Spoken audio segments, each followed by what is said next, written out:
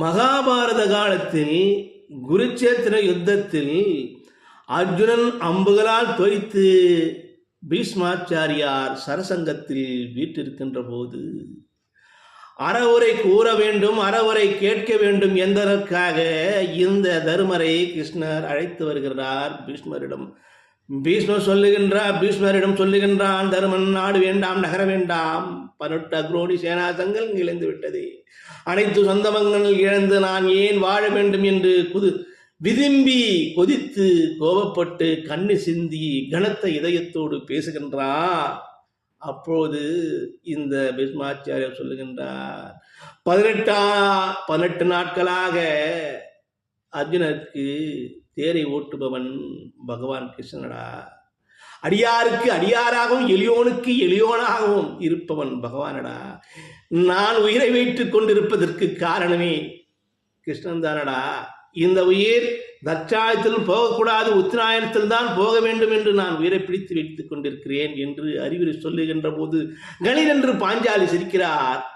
அப்போது தருமன் கோபப்பட்டு பாஞ்சாலியை பார்த்து முறைக்கிறான். அதற்கு பீஷ்மாச்சாரியர் சொல்லுகின்றார், அவள் சிரிப்புக்கு உனக்கு அர்த்தம் தெரிகிறதோ இல்லையோ, எனக்கு நன்றாக தெரிகிறதா தர்மா. அரசாங்கத்தின் போது அரண்மனையில் பகடையை ஏன் உருட்டினாய், ஜகனியை நான் தடுக்கவில்லை. ஏன் வனவாசத்துக்கு போகிறீர்கள் என்று நான் உங்களை தடுக்கவில்லை. ஏன் துச்சாதனன் பாஞ்சாலின் சேலையை ஏன் உரித்தான், பானபங்கப்படுத்தினான், அப்போது ஏன் தடுக்கவில்லை என்று அவள் நினைக்கிறாள் பாஞ்சாலி. அதனால்தான் சிரிக்கிறாள் என்றான்.